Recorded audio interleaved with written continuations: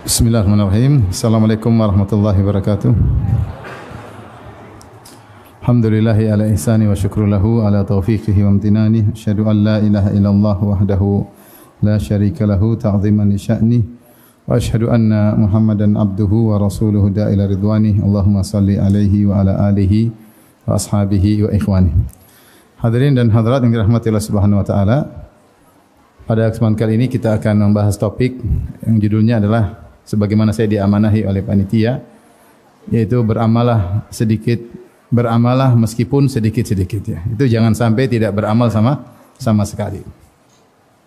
Sungguhnya masalah pahala ini sangat penting karena kedudukan seorang di akhirat kelak berdasarkan pahala dari amal soleh yang dia lakukan ya. Makanya dikatakan oleh Ibnu Qayyim rahimahullahu taala bahwasanya an-najatu minan nar bimaghfiratillah, selamat dari neraka adalah karena ampunan Allah, wa dukhulul jannah birahmatillah, masuk surga karena rahmat Allah. Namun waqtisamu ad-darajat wal manazil bil a'mal, adapun pembagian derajat level-level dalam surga adalah dengan amal soleh. Saya ulangi, selamat karena apa? Ampunan Allah. Masuk surga karena rahmat Allah. Tapi level di akhirat yang menentukan adalah amal soleh. Makanya Allah berfirman, udkhulul jannata bima kuntum ta'malun. Masuklah kalian ke surga sesuai dengan berdasarkan amal soleh kalian. Demikian juga Allah berfirman, kulu washrabu hani'an bima aslaftum fil ayyamil khaliyah. Makanlah dengan senang-senang, minumlah dengan senang-senang di surga, bima aslaftum fil ayyamil khaliyah, dari amal soleh kalian pada hari-hari yang lalu, yaitu ketika di dunia. Paling kita dapati bahwasanya para orang-orang salihin mereka berlomba-lomba untuk beramal soleh. Allah mengatakan was-sabiquna as-sabiqun ulaika humul muqarrabun, dan orang yang duluan itulah orang yang didekatkan kepada Allah. Mereka berlomba-lomba untuk beramal saleh, duluan-duluanan. Dan Allah suruh untuk bersaing, kata Allah, wa fi dzalika falyatanafasil mutanafisun. Untuk urusan surga maka bersainglah. Dan ternyata pahala itu hak prerogatif Allah. Allah mau kasih pahala terserah Allah. Memang ada aturan bahwasanya minimal amal soleh pahalanya 10 kali lipat. Man jaa bil hasanati falahu asyru amsalihha. Kata Allah Subhanahu wa taala, siapa yang membawa kebaikan, satu kebaikan, maka bagi dia 10 lipat pahalanya. Ini minimal. Setiap amalan minimal pahalanya 10 kali lipat. Makanya Rasulullah SAW mengatakan, ya, la aqulu wal hasanatu bi asyri amsalihha. Ya, bacalah Al-Qur'an ya, karena setiap huruf ada pahalanya, dan setiap kebaikan, setiap huruf dapat satu pahala, dan satu kebaikan dilipat 10 kali. La aqulu alif lam mim harf, aku tidak mengatakan alif lam mim satu harf, tetapi alifun harfun, lamun harf, mim harf. Alif satu huruf, lam satu huruf, mim satu. Kalau kita baca alif lam mim, kita dapat 3 kali 10. Berapa kebaikan? 30 kebaikan. Lain halnya dengan keburukan. Satu keburukan, satu dosa, satu keburukan.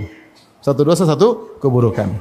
Kecuali dosa tersebut dilakukan di tanah haram, atau di bulan-bulan haram, atau di bulan Ramadan, maka tetap kuantitasnya satu, tapi kualitasnya diperbesar. Tapi kuantitas tetap satu.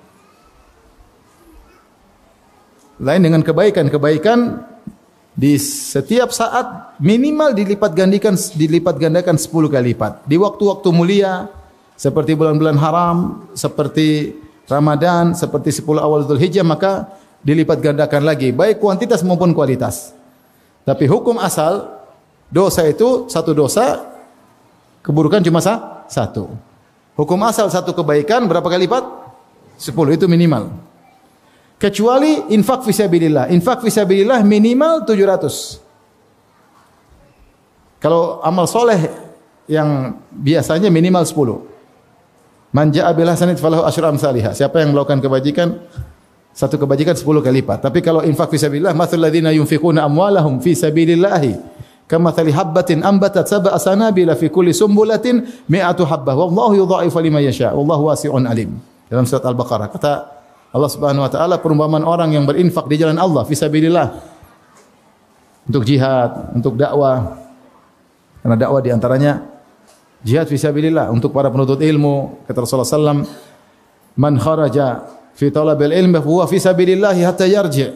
Siapa yang keluar untuk menuntut ilmu dari rumahnya, maka sungguhnya dia sedang fi sabilillah sampai dia kembali. Oleh karenanya infak fi sabilillah minimal 700 kali lipat. Allah berfirman, "Matsalul ladzina yunfiquna amwalan fi sabilillah." Perumpamaan orang yang menginfakkan hartanya jalan Allah, kamatsali habbah, seperti biji ambatat sab'a sanabil yang kemudian menumbuhkan 7 bulir. Fi kullu sumbulatin mi'atu habbah. Setiap bulir ada 100 biji. Jadi 7 kali 100 berapa? 700. 1 jadi 700. Wallahu yudha'ifu liman yasha. Allah lipat gandakan terserah yang Allah kehendaki. Apakah 700 maksimal enggak? Ila adhafin katsira, lebih daripada itu. Terserah Allah. Ini kebaikan. Beda dengan kezaliman, kemaksiatan, 1 dapat 1. Kalau kebaikan terserah Allah. Allah mau kasih amal sedikit pahalanya gede, terserah Allah. Kenapa protes? Terserah Allah. Yang jelas aturannya minimal 10, kalau infak fisabilillah minimal berapa? 700. Contoh seperti sabar, Allah mengatakan, ya, innama yuwaffas sabiruna ajran bighairi hisab. Sabar pahalanya tanpa batas. Banyak. Memaafkan pahalanya juga luar biasa. Kata Allah, faman afa wa aslaha fa ajru 'ala Allah. Siapa yang maafkan dan membuat kebaikan, pahalanya si Allah. Terserah Allah mau kasih berapa. Bisa jadi keluar kaidah. Makanya sering-sering maafkan istri. Istri sering-sering maafin apa? Suami. Dari situ ketika kita tahu bahwasanya pahala itu hak pribadi Allah, tidak ada yang bisa atur-atur, maka kita beramal. Meskipun mungkin menurut pandangan kita kecil, rendah. Tapi urusan pahala, urusan Allah. Mau besarin, ya, tidak ada yang bisa protes. Oleh karenanya, Nabi SAW tentu menyuruh kita beramal sebanyak-banyaknya. Tetapi, bukan berarti kita meremehkan amal sedikit. Kata Nabi, beramallah. Seperti contoh, Rasulullah SAW bersabda, ini motivasi Nabi. Untuk tidak meremehkan amal apapun, kita beramal meskipun sedikit-sedikit. Sedikit, tapi kalau variatif lama-lama banyak atau tidak? Banyak lah. Kata Nabi, la tahqiranna minal ma'rufi syai'an walau antalqa akhaka biwajhin talik. Janganlah meremehkan kebaikan apapun. Jangan pernah meremehkan, karena pahalanya yang tahu siapa? Allah. Allah mau kasih besar, urusan Allah. Makanya Ibnu Mubarak berkata, rubba amalin saghir tu'azzimuhun niyyah. Betapa banyak amalan sedikit jadi besar gara-gara niat yang luar biasa. Pahala terserah Allah. Maka Rasulullah mengatakan jangan pernah meremehkan amal apapun. Walau antalqa akhaka biwajhin talik, meskipun hanya sekedar tersenyum ketika ketemu saudara. Antum senyum, tapi ingat senyum karena Allah, ya. Bukan senyum karena ada udang di balik batu. Bukan senyum karena menggoda akhwat, apalagi menggoda istri orang. Ittaqillah. Enggak boleh. Kalau senyum karena dia seorang mukmin, saya seorang mukmin. Senyum karena ingin menyebarkan akhlak. Semakin banyak kita senyumi, banyak pahala enggak? Banyak. Makanya Rasulullah berkata, innaka lan tasa'an nas, innakum lan tasa'un nas bi amwalikum. Kalian tidak bisa meliputi manusia dengan harta kalian. Kita mau sedekah sama orang banyak, 1000 orang, enggak mampu, duit enggak cukup. Taruhlah mampu. Bagaimana kalau 1 juta orang? Enggak mampu. Walakin yasa'ahum bastul wajhi, tapi kalian bisa meliputi mereka dengan senyuman. Antum bisa senyum di depan 1 juta orang, bisa enggak? Mau 1 miliar orang senyum bisa. Tinggal senyum aja. Yang melihat senyum kita. Jadi pahala banyak. Orang lihat kita senyum semua senang. Dapat pahala enggak? Jangan remehkan, kata Nabi, senyum. Senyum kalau kali 100, kita senyum 100 orang, banyak nih lama-lama. Tapi jangan tebar pesona, bikin fitnah ya. Mau saya ini contoh, Rasulullah jangan mengatakan jangan remehkan, karena pahala urusan Tuhan, urusan Allah. Benar ada dalil-dalil, oh ini pahalanya gede, ini pahalanya sekecil. Ini hukum asal. Terkadang Allah ingin besarin yang ini, terserah Allah. Oleh karena jangan pernah meremehkan amal sedikit pun. Karena setiap amalan, setiap senyum ada pahalanya dan akan mempengaruhi status ekonomimu di hari kiamat kelak. Mempengaruhi status kebahagiaanmu di hari kiamat kelak. Rasulullah berfirman, "Faman ya'mal mithqala dzarratin khairan yarah." Siapa yang melakukan kebaikan meskipun seringan zarrah, dia akan lihat hasilnya. Zarrah itu apa? Zarrah itu adalah ungkapan orang Arab menunjukkan yang paling ringan. Ada yang mengatakan zarrah adalah semut kecil. Semut kecil kalau ditimbang mungkin enggak terdeteksi timbangannya. Saking kecilnya. Ada yang mengatakan zarrah adalah kalau kau pukul tanah terus kau bersihkan ada debu, satu namanya zarrah. Saking kecilnya. Ada yang mengatakan zarrah adalah partikel yang kalau kau buka jendela lihat masuk cahaya yang kecil-kecil namanya zarrah. Intinya itu kalau kau ambil partikel kecil tersebut taruh di timbangan, ada terdeteksi enggak? Enggak. Tapi kalau Allah terdeteksi dan ada balasannya. Dan balasan itu pasti mempengaruhi nasibmu di akhirat, di alam barzah. Berpengaruh di akhirat juga berpengaruh. Kata Nabi, jangan meremehkan kebaikan apapun meskipun sekedar tersenyum. Kata Rasulullah SAW, tabassumuka fi wajhi akhika sadaqah. Senyum di hadapan wajah saudaramu adalah apa? Sedekah. Ini contoh, jangan remehkan. Rasulullah suruh jangan meremehkan, berarti dia beramal meskipun kelihatannya sedikit, meskipun kecil, jangan remehkan. Rasulullah larang dan Rasulullah menggunakan la nahi dengan nun taukid, la tahkiranna. Kalau bahasa Indonesia artinya jangan sekali-sekali, jangan pernah meremehkan kebaikan sedikit pun. Contoh lagi Rasulullah SAW mengatakan ya, fattaqun nara walau bi syiqqit tamrah. Jagalah diri kalian dari neraka meskipun hanya bersedekah sepenggal korma. Sepenggal korma berapa nilainya? Enggak ada nilainya. Tapi kalau kau tidak punya apa-apa kecuali itu, jangan pernah meremehkan. Ini bisa jadi menyelamatkan kau dari neraka jahanam. Kalau tidak ada fungsinya, kenapa Nabi motivasi? Nabi mengatakan, jagalah diri kalian meskipun dengan bersedekah sepenggal korma. Berarti sepenggal korma bisa menyelamatkan dari neraka atau tidak? Bisa. Kalau enggak bisa, ngapain Nabi bilang begitu? Tapi serahkan sama Allah, Allah yang tahu. Sepenggal korma bisa saja dengan ketulusan luar biasa, dengan sebab tertentu bisa menyelamatkan kau dari neraka. Apalagi sekarung korma. Ini bukan Nabi ngajarin untuk pelit, enggak. Tapi kalau kau tidak punya apa-apa, kalau kau belum terbiasa bersedekah kecuali baru sepenggal, lakukan aja dulu. Lakukan aja dulu, jangan pernah meremehkan.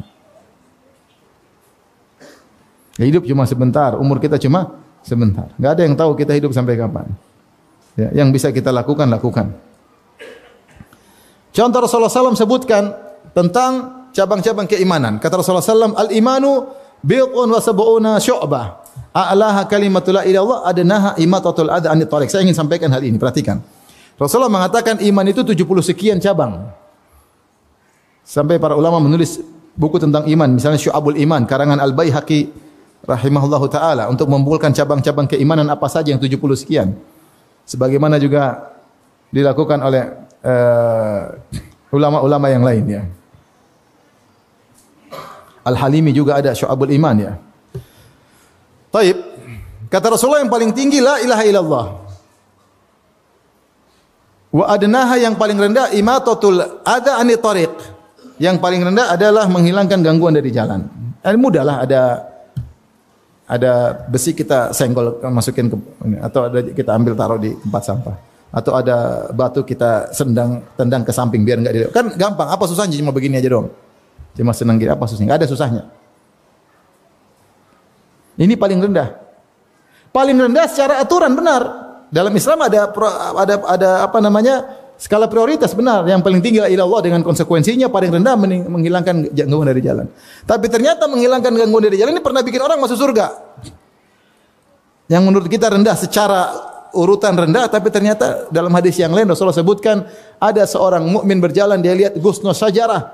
Gusnus syajarah ada dahan di tengah jalan. Maka dia mengatakan la yu'dzil mu'minin, jangan sampai dahan ini mengganggu kaum mukmin, maka dia pun singkirkan dari tengah jalan, dia pinggirkan. Allah ampuni dia, Allah masukkan dalam surga. Bayangkan. Padahal ini dia melakukan cabang keimanan yang paling apa? Yang paling rendah. Ingin saya tekankan bahwasanya ukuran pahala urusan siapa? Allah. Yang penting kita berbuat. Yang bisa kita lakukan, kita lakukan. Bisa senyum ya senyum aja. Masih pelit ya sudah senyum aja dulu. Ada pengemis minta duit, kita pelit. Senyum aja dulu. Nanti kalau dia punya duit baru. Pokoknya jangan remehkan amal soleh. Jangan remehkan amal soleh. Sampai Rasulullah SAW kasih contoh-contoh yang menurut kita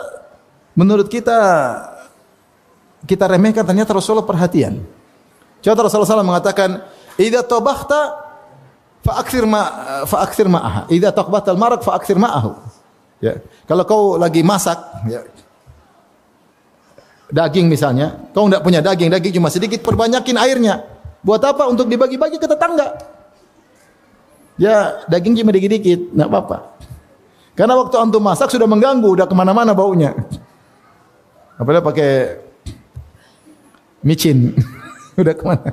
Ya supaya setelah terganggu kemudian terobati, antum kasih meskipun dagingnya cuma apa? Sedikit. Maaf ya cuma segini. Ya. Kelihatannya sepele tapi tidak sepele bagi Nabi. Nabi suruh.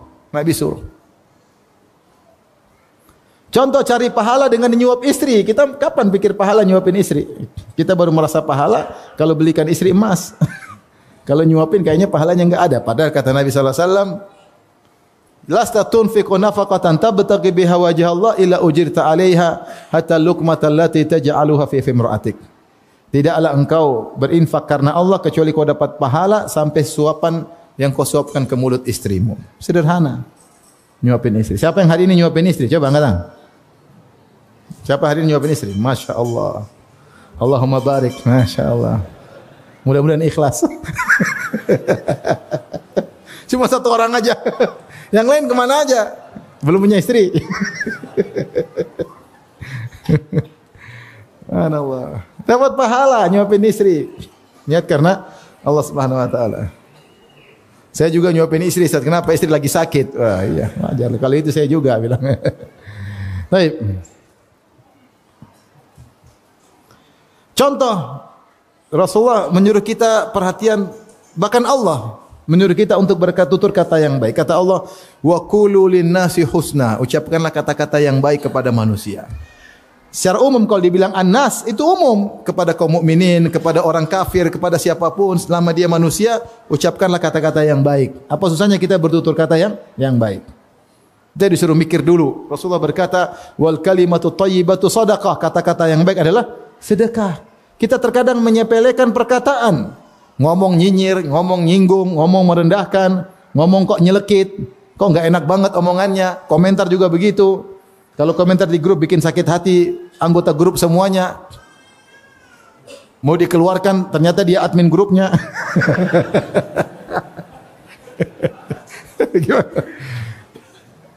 Apa susahnya kita kata-kata baik? Kata Nabi, "Wal kalimatu thayyibatu shadaqah." Kata-kata baik sedekah. Subhanallah. Tidak bisa kita sedekah tiap hari sama istri, ngomong sama istri dengan baik. "Sayang, gimana kabarnya? Gimana kamu hari ini? Gimana status ekonomi hari ini?"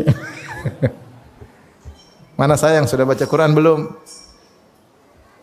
Abi kangen dengar suaramu." Masya Allah, kan enak. Kata-kata baik, menghargai perasaan istri, milih kata-kata sebelum ngomong sama istri, dapat pahala. Sama anak-anak juga demikian. Ucapan kata-kata yang menyenangkan anak-anak, niat karena Allah, dapat pahala enggak? Pahala. Sedikit, jadi banyak. Sedikit ini pun pahalanya belum tentu sedikit. Pahala kan saya bilang tadi hak prerogatif siapa? Allah. Hak istimewa Allah. Enggak ada yang mau protes-protes, ya Allah mau kasih pahala terserah Allah Subhanahu wa taala. Mau sebanyak apapun terserah Allah Subhanahu wa taala. Sampai Rasulullah bersabda tentang zikir secara umum, "Kalimatani khafifatani 'alal lisani, thaqilatani fil mizani, subhanallah bihamdi subhanal azim." Dua kalimat yang ringan di lisan, tidak ada susahnya. Cuma bilang subhanallah bihamdihi subhanal azim. Ya. Tapi thaqilatani fil mizan, tetapi berat di timbangan, pahalanya besar. Dua kalimat tersebut, subhanallah bihamdihi subhanallahil azim. Dan zikir-zikir secara umum pahalanya besar. Mudah kita zikir sedikit, istighfar kadang, astagfirullah, atubu ilaih, astagfirullah, atubu ilaih, la ilaha illallah, subhanallah, alhamdulillah, Allahu akbar. Subhanallah bihamdihi adada khalqihi wa ridha nafsihi wa zinata arsyihi wa kalimatihi. Zikir pagi, zikir petang. Kelihatannya sepele tapi pahalanya besar di sisi Allah Subhanahu wa taala. Maka ini sedikit-sedikit kalau berkumpul jadi banyak. Maka jangan pernah sepelekan. Yang penting ada kegiatan. Kita bisa amal soleh sedikit-sedikit tapi banyak kegiatan. Di rumah ada kegiatan senyum sama istri, ngobrol sama anak-anak, sama pembantu juga dengan tidak menghina, tidak merendahkan. Dia manusia, punya status, kita ngomong yang baik. Ya, sama tetangga. Assalamualaikum Pak, mana Pak? Sehat Pak? Ya. Mana kabarnya Pak? Kalau ada salam tempel bagus, kan Pak?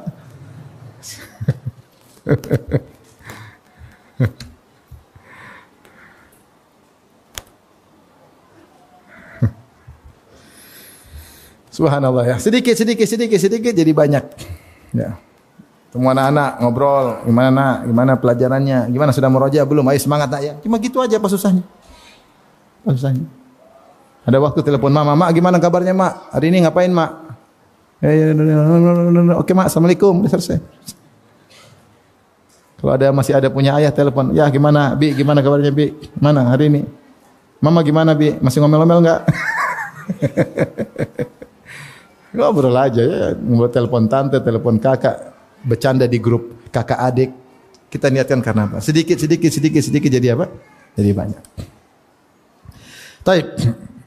Saya akan tekankan lagi bahwasanya pahala urusan Allah.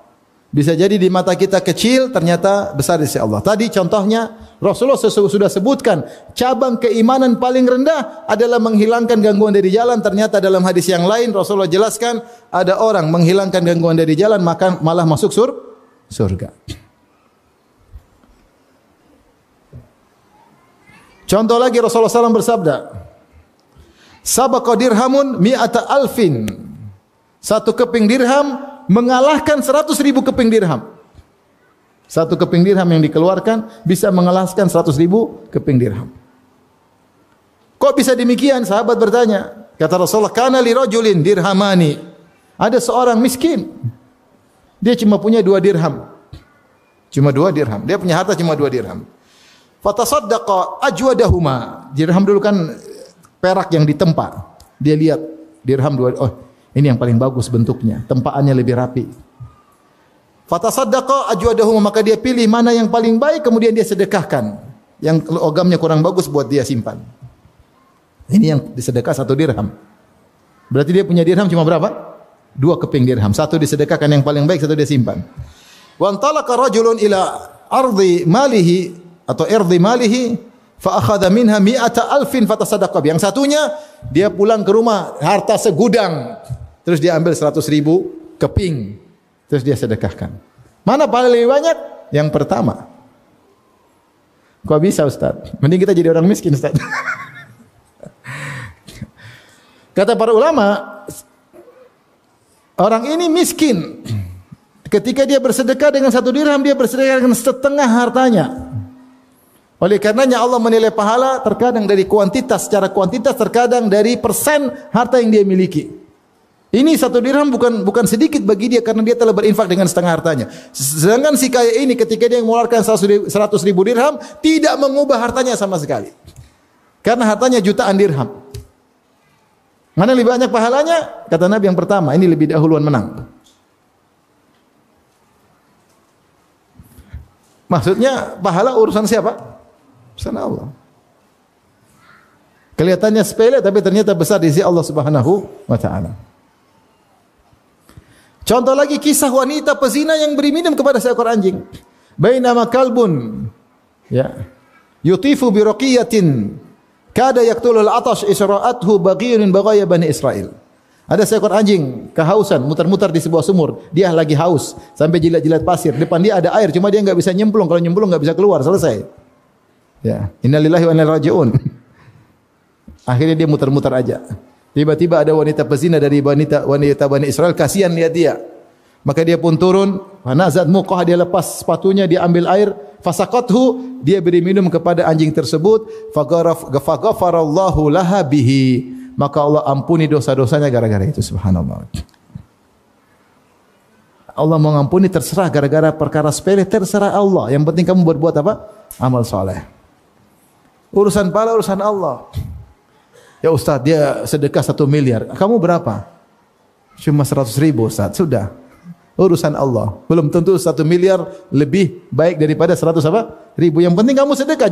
Jangan cuma bilang, ya Allah, Masya Allah, Allahumma barik. Tapi kamu juga enggak keluar duit. Keluarin duitmu. Semampunya. Makanya sungguh menakjubkan orang yang sejak ketika dia susah, dia sudah suka bersedekah. Semakin dia bertambah rezeki, dia tambah bersedekah terus. Allah tahu ini susah kaya, terus bersedekah. Alladzina yunfiquna amwalahum. Ya. Apa kata Allah Subhanahu wa taala, wasari'ul maghfirati min rabbikum wa jannatin arduha samawati wal ardu iddat lil muttaqin. Alladzina yunfiquna amwalahum fis sarra'i wad dharra. Orang-orang bertakwa penghuni surga yaitu menginfakkan harta mereka dalam kondisi lapang maupun dalam kondisi susah. Mereka kata berinfak. Baik, contoh pahala yang menakjubkan, ya, kita imani aja. Mungkin bagi kita kok aneh, tapi ya, pahala terserah Allah. Contoh kata Rasulullah sallallahu alaihi wasallam,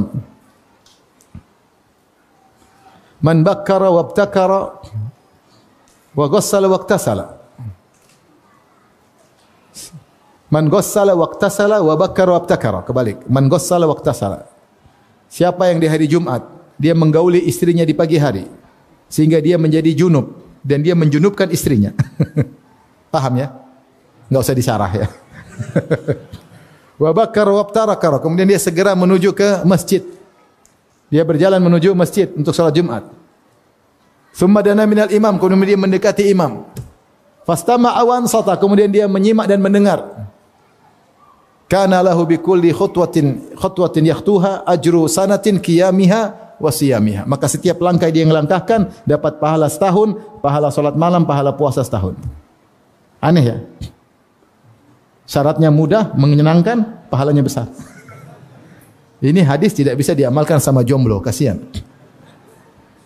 Menghayal doang. Pahalanya kok banyak Ustaz? Ya terserah Allah, kamu protes. Dikasih pahala banyak protes, terus maunya sedikit aja. Ya ada senangnya, ada beratnya. Pagi-pagi mestinya, bukan jam 11 mau azan baru begitu, enggak. Jam 8 pagi. Kemudian pergi, kata para ulama, kenapa? Karena ketika dia berhubungan dengan istrinya, maka godaan syahwat sudah hilang. Sehingga dia lebih konsen untuk beribadah kepada Allah Subhanahu wa taala. Dia berjalan mungkin melewati berbagai macam pemandangan. Dia bisa konsen sampai ke masjid, kemudian dia baca Quran, salat sampai menunggu imam datang. Pahalanya luar biasa. Sama dalam hadis, man raha fi sa'atil ula fa ka'annama qarraba badanah. Siapa yang datang di waktu pertama hari Jumat seakan-akan menyembelih seekor onta. Siapa yang datang ke waktu kedua seakan-akan menyembelih seekor sapi. Sehingga para ulama berselisih, mana waktu pertama, waktu kedua. Intinya ada yang mengatakan bagi aja waktu dari pagi sampai azan zuhur, bagi 5 atau bagi 4, saat pertama itulah masih dapat onta. Kira-kira kalau jam 8 atau jam 8 masih dapat apa? Onta. Terakhir cuma telur. Seperti berkorban telur. Kalau imam sudah naik mimbar, tertutup catatan. Enggak ada telur, enggak ada ayam, enggak ada kambing, enggak ada sapi, enggak ada onta, selesai. Ya. Pahalanya segitu, Ustaz. Ya udah terserah Allah. Kenapa kau protes? Sudah, yang penting kau kerjakan. Beriman enggak? Kerjakan. Taib. Ada satu hadis yang Rasulullah SAW menjelaskan bagaimana luasnya rahmat Allah. Sampai Rasulullah sebut orang tersebut dengan amila qalilan wa ujira katsiran. Amalnya sedikit, pahalanya besar. Amalnya sedikit, pahalanya besar.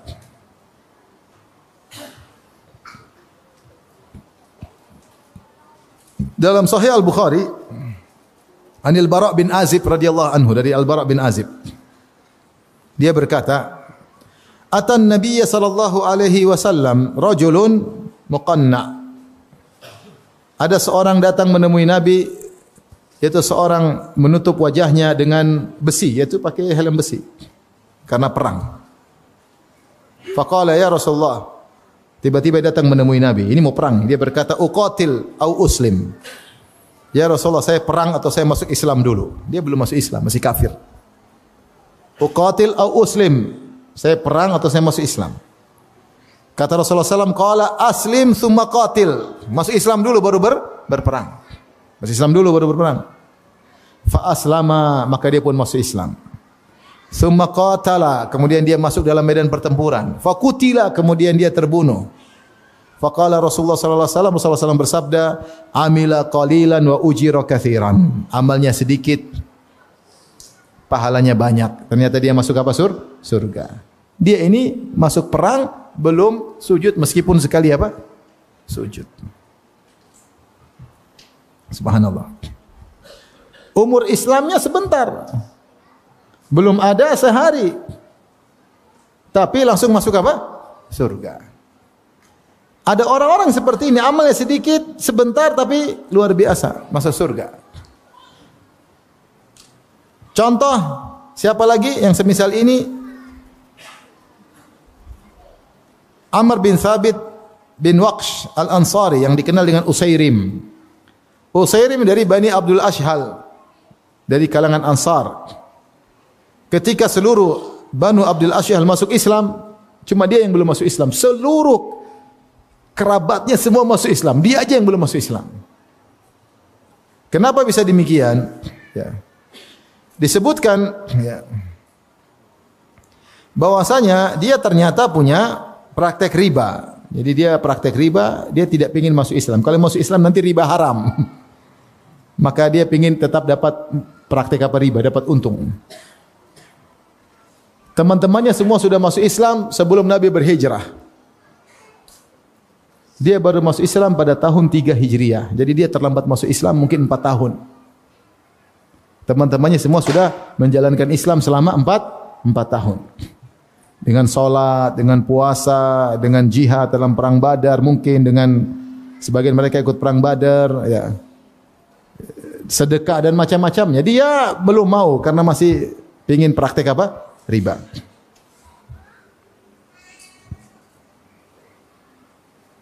Maka pada perang Uhud dia datang. Sebelum dia bertanya, "Aina banu ammi?" Mana kerabat-kerabatku semua Banu Abdul Ashhal? Qalu bi Uhud. Ada yang mengatakan mereka semua pergi ke Uhud, perang Uhud, membela Rasulullah. Qala aina fulan? Si fulan ke mana? Uhud. Aina fulan? Fulan yang lain ke mana? Dia tanya saudara-saudaranya. Uhud, semua di Uhud. Si fulan lagi? Semua di Uhud. Maka falabisa alamatahu wa raqiba farasahu, maka dia pun pakai baju perangnya, kemudian naik kudanya, kemudian dia pun menuju kibalahum, menuju kepada pasukan kaum muslimin. Falamma ra'ahul muslimuna qalu ilaika anna ya Amr. Ketika dia menuju pasukan kaum muslimin, kata mereka kerabat-kerabatnya, "Pergi, jangan dekati kami, wahai Usairim, pergi, ngapain di sini?" Karena dia anggap dia kafir. Kata dia, "Inni amantu, saya beriman. Saya beriman." Akhirnya dibiarkan dia ikut perang. Faqatala hatta jurih fahumila ila ahlihi jarihan. Maka dia pun berperang sampai terluka, kemudian dibawa ke istrinya dalam kondisi terluka. Maka datang Sa'ad bin Mu'adz bertanya kepada saudari perempuannya, saudari perempuan Usairim tadi, "Salihi hamiyatan liqaumika am ghadaban lahum am ghadaban lillah?" Kau tadi berperang karena fanatik suku, karena ingin bela kerabat-kerabatmu, atau karena kau marah membela mereka, atau karena Allah Subhanahu wa taala? Maka Usairim berkata, "Bal ghadaban lillahi wa li rasulih." Saya murka karena Allah dan karena Rasulnya. Maka dia pun meninggal dunia. Fadakhalal jannah, maka dia pun masuk surga. Wa ma shalla lillahi salatan, tidak pernah sujud sekalipun. Subhanallah. Amal sedikit masuk surga. Kita amal banyak, wallahu alam. Artinya saya ingin menekankan bahwasanya pahala itu urusan siapa? Allah.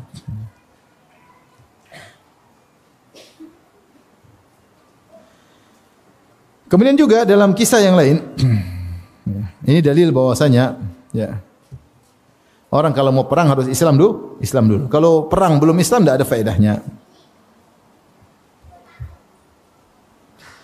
Kisah tentang penggembala kambing ya, yang berkulit hitam budak berkulit hitam yang masuk Islam. Kemudian meninggal, kemudian masuk surga. Ada seorang namanya Yasar Al-Habashi, disebutkan oleh Ibnu Al-Athir. Yasar Al-Habashi, dia seorang budak milik seorang Yahudi. Yahudi tersebut namanya Amir. Maka dia pun masuk Islam. Ketika Rasulullah SAW mengepung Khaybar, maka dia pun mati syahid dalam perang tersebut. Ada yang mengatakan namanya Yasar, ada yang mengatakan Aslam. Ya. Adapun kisahnya diriwayatkan oleh Ibnu Hisham dalam Sirah dan juga Al-Baihaqi dalam Dalail an-Nubuwah dan Zahabi dalam Tarikhul Islam dan juga disebut Ibnu Qayyim dalam Zadul Ma'ad. Dari Jabir bin Abdullah radhiyallahu anhuma, beliau berkata, "Kunna ma'a Rasulillah sallallahu alaihi wasallam fi ghazwati Khaybar." Kami sedang bersama Nabi dalam perang Khaybar. Itu memerangi orang Yahudi. Kharajat sariyatun fa akhadhu insanan ma'ahu ghanamun yar'aha. Maka keluarlah pasukan kecil, ya, sariyah. Lalu mereka mendapati seorang yang membawa kambing, penggembala kambing. Faja'u bi ila Rasulillah, maka pasukan kecil itu bawa penggembala kambing ini berkulit hitam dari Habasyi kepada Rasulullah sallallahu alaihi wasallam. Fakallamahu Nabi sallallahu alaihi wasallam masyaallah an yukallimahu. Rasulullah dakwahi dia, Rasulullah dakwahi. Meskipun penggembala kambing Rasulullah dakwahi, kaya miskin Rasulullah dakwahi. Rasulullah dakwahi. Maka sampai orang itu berkata, budak tadi berkata, "Inni qad amantu bika wa bima ji'ta bihi." Ya Rasulullah, aku telah beriman kepadamu dan beriman dengan risalah yang kau bawa. Kemudian fa kaifa bil ghanami ya Rasul? Terus kambing-kambing ini gimana ya Rasulullah? Fa innaha amanah, ini adalah amanah orang, bukan punya saya. Wa hiya linnas, ini saya bawa kambing-kambingnya banyak orang. Kambing-kambingnya orang Yahudi. Ada yang satu kambing, yang punya satu kambing, wasyatan, ada yang punya 2 kambing. Dan ada yang punya lebih dari itu, kambing banyak orang saya gembalakan. Kata Rasulullah SAW, "Oh, sub wujuhaha." Yaitu lemparkanlah kerikil-kerikil atau pasir-pasir ke wajah kambing-kambing tersebut. Tarji ila ahliha, nanti akan kembali sendiri. Maka fa akhadha qabdatan min hasba'i aw turabin farama bihi wujuha. Maka budak tadi ngambil satu genggam pasir atau kerikil-kerikil kecil, kemudian dia lemparkan ke wajah-wajah kambing-kambing tadi. Mukjizat ayat, ya, maka kemudian fa kharajat tashtaddu hatta dakhalat kullu syatin ila ahliha. Masing-masing kambing pulang ke majikannya masing-masing. Thumma taqaddama ila saf, kemudian dia maju ke dalam saf. Fa asabahu sahmun faqatalahu, maka dia terkena anak panah, kemudian dia pun mati. Walam yusalli lillahi sajdatan qat, dan dia tidak pernah sujud meskipun sekali saja. Rasulullah sallam kemudian mengatakan, masukkan dia dalam tenda mayatnya. Kemudian Rasulullah sallam melihatnya. Kemudian Rasulullah sallam berkata, laqad hasuna islamu sahibikum, sungguh telah indah Islam sahabat kalian ini. Ya, laqad dakhaltu alaihi, dan aku telah melihat tadi jasadnya, mayatnya. Wa inna indahu la zaujataini lahu minal huril ain, sungguhnya dia mendapatkan 2 istri bidadari. Masuk Islam cuma sebentar. Amila qalilan wa ujira katsiran, amal sedikit pahalanya besar. Hal ini seperti siapa? Seperti para penyihir Firaun.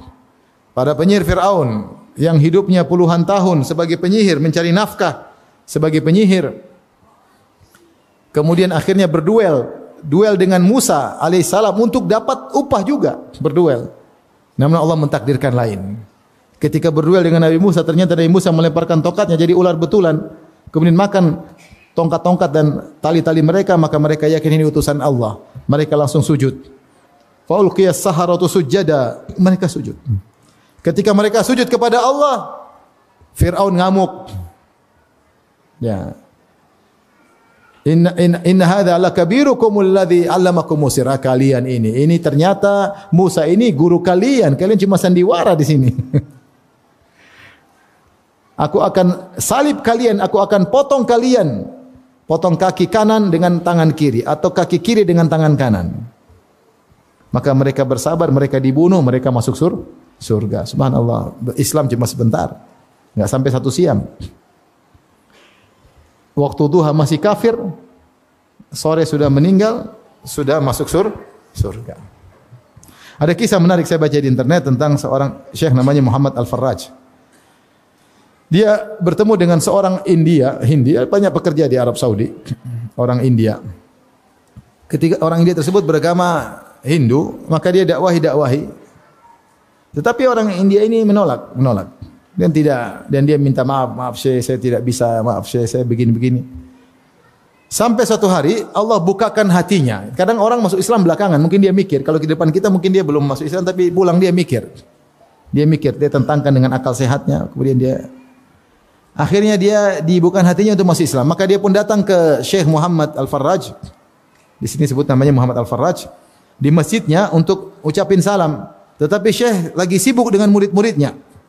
Dia mau salamin, Syekh lagi sibuk dengan murid-muridnya. Tidak kasih perhatian sama dia. Ya, kemudian Syekh keluar dengan murid-muridnya, mungkin mereka lagi nanya-nanya. Akhirnya orang ini hanya berdiri depan pintu masjid. Dia melihat Syekh keluar dengan murid-muridnya. Ya. Kemudian mereka naik mobil, kemudian pergi jauh. Maka dia pun menangis di depan pintu masjid. Dia ingin masuk Islam. Dia terus menangis di depan pintu masjid. Sampai akhirnya datang seorang penghuni di kampung tersebut, anak muda, orang awam, tanya, ente kenapa? Ya, kok nangis di depan masjid? Orang kafir ya, kan orang pekerja kasar mungkin. Maka orang India ini mengatakan, saya ingin masuk Islam. Maka anak muda ini segera berkata, jazakallahu khair, ayo mari ke rumah saya. Maka orang India ini masuk Islam lewat anak muda tadi. Kemudian diajar untuk berwudu, kemudian ditalkin syahadatain. Setelah selesai Islamnya, kemudian orang ini ya pergi. Waktu menjelang maghrib, dia pun balik ke kamarnya. Dia baru masuk Islam, dia pulang ke kamarnya, tiba-tiba dia mengalami sakit di perutnya, sakit yang parah. Ya. Maka akhirnya anak muda ini pergi ketemu Syekh. Kabarkan Syekh Muhammad Farraj, kata dia, Syekh, ini orang India yang sering kau dakwahi, dia masuk Islam. Dia tadi nunggu engkau di pintu masjid, kau tidak gubrisin dia, akhirnya dia menangis dan akhirnya dia masuk Islam lewat saya. Akhirnya Syekh pun menyesal. Ya. Dia tidak tahu kondisi orang India tadi. Akhirnya dia pun segera menuju ke kamar, dia pergi menuju ke kamar orang India tadi. Ternyata teman-temannya bilang dia udah mati. Ternyata sakit tadi membuat dia apa? Mati. Dia baru masuk Islam sebentar, sakit perut, kemudian meninggal dunia. Belum ada amalan apa-apa. Amalannya baru nangis, baru masuk Islam, sakit perut, mati. Subhanallah. Akhirnya kata mereka dia sudah dibawa ke rumah sakit. Kan kalau itu dimasukkan ke rumah sakit. Ya. Akhirnya Syekh pun pergi ke rumah sakit, ke kulkas yang simpan mayat-mayat. Ya. Tapi pihak rumah sakit menolak. Ya. Safarah kedutaan India pengin dia dipulangkan ke mana? Ke India. Akhirnya Syekh bilang, ini orang sudah masuk Islam. Ya. Jangan dikirim ke India, nanti dibakar. Ya. Ini sudah masuk Islam dan ada bukti-buktinya. Ternyata rumah sakit menolak, enggak ada. Ini ya KTP-nya jelas, agamanya jelas, semuanya jelas, enggak bisa. Mereka tolak karena peraturan di sana ketat. Akhirnya Syekh Muhammad Farraj pun pergi menemui Syekh bin Baz rahimahullahu taala. Ketemu dengan Syekh bin Baz rahimahullahu taala. Kemudian dia menceritakan apa yang dialaminya, ingin mengeluarkan selamatkan orang ini tapi tidak bisa, mau dipulangkan ke negaranya. Akhirnya Syekh bin Baz tulis surat kepada penguasa, kepada pemerintah agar orang ini diserahkan kepada kawan-kawan. Syekh bin Baz, Masya Allah, dia tulis, akhirnya datang perintah untuk menyerahkan mayat tersebut kepada kawan-kawan karena dia sudah masuk Islam. Akhirnya tiba hari Jumat pagi, dan ini orang mau disolatkan setelah solat Jumat. Kebetulan khatibnya Syekh Muhammad Al-Farraj. Maka dia pun berkhutbah pada hari Jumat tersebut, ya, tentang orang-orang yang meninggal dan belum pernah sujud meskipun sekali dalam umur mereka, kemudian mereka masuk surga. Di khutbah pertama dia ceritakan kisah-kisah sahabat atau orang-orang yang masuk Islam belum sempat sujud kemudian meninggal dunia tapi masuk surga. Di khutbah kedua maka dia sebutkan tentang kisah laki-laki orang India ini. Kemudian dia katakan sebentar lagi kalian akan menyolatkan lelaki ini. Akhirnya mereka solatkan. Subhanallah. Terkadang seorang amalnya sedikit kemudian dengan izin Allah Subhanahu wa taala kemudian meninggal, kemudian masuk apa? Masuk surga. Makanya ini sebagai penguat bagi kita, ya. Bahwasanya untuk beramal saleh kita tidak perlu nanti kalau amalnya besar, apapun yang mudah bagi kita untuk kita beramal, maka kita lakukan. Meskipun hanya senyum, meskipun hanya sedekah 1.000, 2.000, 10.000, 100.000 yang ada yang mudah kita lakukan. Kita enggak tahu mana amal kita yang diberkahi oleh Allah. Kita enggak tahu mana amal kita yang merupakan sebab masuk surga. Kita enggak tahu mana amal kita yang mungkin sedikit ternyata sebab diampuni dosa-dosa kita yang bertumpuk-tumpuk. Maka jangan pernah meremehkan amal soleh apapun. Apapun yang Allah kasih hidayah kepada kita, kita tiba-tiba berniat untuk beramal soleh, segera lakukan. Jangan pernah tunda-tunda. Meskipun hal tersebut hal yang kecil. Karena saya katakan tadi, urusan pahala adalah urusan Allah Subhanahu wa taala. Demikian saja ikhwan dan akhwat, sedikit ini yang saya sampaikan, memotivasi kita untuk tidak meremehkan amal soleh apapun. Jangan kita pandang kecil ya. Karena meskipun kecil, urusan pahala urusan siapa? Allah Subhanahu wa taala. Dan kita tidak tahu mana amal yang merupakan sebab kita diampuni dan dimasukkan dalam surga. Wallahu taala alam bisawab. Baik, demikian saja kajian kita. Sudah masuk waktu Isya. Insyaallah kita lanjutkan pada kesempatan yang lain. Semoga Allah pertemukan kita di surganya kelak. Amin ya rabbal alamin. Allahumma ja'al khaira a'malina khawatimaha waj'al khaira a'marina khairaha waj'al khaira ayyamina yauma nalqaka ya rabbal alamin. Wabillahi taufiq. Assalamualaikum warahmatullahi wabarakatuh.